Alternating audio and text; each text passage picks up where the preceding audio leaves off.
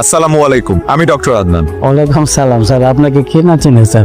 আপনাকে দেখে তো বেশ সুস্থ মনে হচ্ছে। কি সমস্যা আপনার? আল্লাহর রহমতে আপনার চিকিৎসা আমি সম্পূর্ণ সুস্থ স্যার।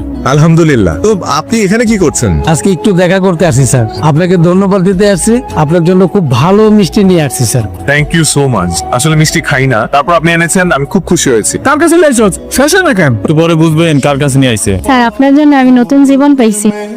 স্যার আপনি পা ধরে সালাম করতে চাই। না না না, প্লিজ এগুলো করবেন না প্লিজ। দেখুন, আমি একজন ডক্টর, একজন সেবক। আপনাদের সেবা করা আমার কর্তব্য। ডাক্তার সাহেব, আমি এখন তাহলে কি ওষুধ খাবো? আপনাকে আপাতত কোনো ওষুধ খেতে হবে না। আপনার যেটা করতে হবে সেটা হচ্ছে মানে আপনার জীবনযাপন চেঞ্জ করতে হবে। আপনারা জানেন একজন রোগী সুস্থতার পেছনে তার সবচেয়ে বড় ভূমিকা কি? জানি ম্যাডাম, মনোবল। Very good. ওনার পেশাটা মাপতো কি অবস্থা এখন? আপনার ছেলের খাওয়া ঠিক মতো করে? রিপোর্টও ভালো। এই তুমি ফাইলটা মাপতো। কি অবস্থা চাচা, কেমন আছেন? শ্বাস নিতে কষ্ট হয়? ঠিক আছে চাচা, আপনি ঘুমান তাহলে। শরীর ভালো আগের চেয়ে? ওনার যে সমস্যা ছিল, উনি যাই খেত ওনার বুক জ্বালা পোড়া করতো, অ্যাসিডিটি ফর্ম করতো আর বমি হয়ে বের হয়ে যেত। এটাকে মেডিকেল টার্মে কি বলে? Gastrointestinal disease. The clinical symptoms of this disease are abdominal pain, repeated diarrhea. আমার কথা তাহলে তোমার মনেও পড়ে? তোমার কি মনে হয় মনে পড়ে না? মনে পড়ে না। পেশেন্ট দেখতে আসছিলে নিশ্চয়ই, হুট করে আমার সাথে দেখা হয়ে গেল। তার মানে তুমি কি বলতে চাও, প্রফেশনাল লাইফের বাইরে আমার পার্সোনাল লাইফ বলে কিচ্ছু নেই? তোমার সাথে পরিচয় হওয়ার পর থেকে তো তাই দেখে আসছি। ম্যাডাম, তাহলে আমাদের প্রেম হলো কিভাবে বলেন তো? ভুলে গেছেন?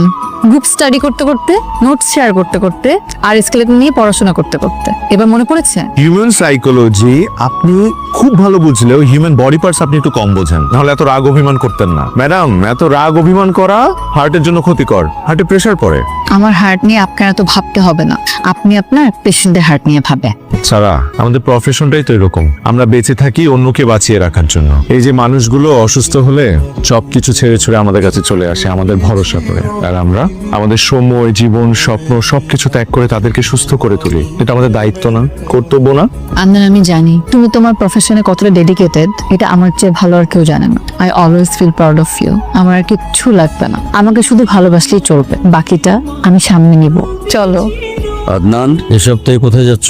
শিবপুর নামে এক থানায় যাচ্ছি। ওখানকার চিকিৎসা ব্যবস্থা নাকি খুবই খারাপ। ভালো ডাক্তার যায় না, হসপিটাল একটা আছে, ওটা না থাকার মতোই। মানুষজন নাকি খুব কষ্টে আছে। তোমার নিজের গ্রামের মানুষ তো আরো বেশি কষ্টে আছে। চিকিৎসার জন্য ওদেরকে শহরে যেতে হয়। অবহেলায় রোগ পুষে রেখে দিনকে দিন মারা যাচ্ছে। আর যেহেতু আমি ওই গ্রামের ছেলে, তারা আমাকে ফোন করে প্রায় বলে যে আমার ছেলে এত ভালো ডাক্তার, অথচ তাদের জন্য কিছু করছে না। বাবা, আমি তো মানুষ একটা, কত দিকে যাব? সপ্তাহে 6 দিন হসপিটালে ডিউটি করি, একদিন ছুটি পাই। সেই একদিনও আমি বিভিন্ন জেলায় ঘুরে বেড়াই সুবিধা বঞ্চিত মানুষদের সেবা দেওয়ার জন্য। তুই কথা বলতে বাবা, আমি তো শুধুমাত্র আমার গ্রামের মানুষদের জন্য ডক্টর হইনি।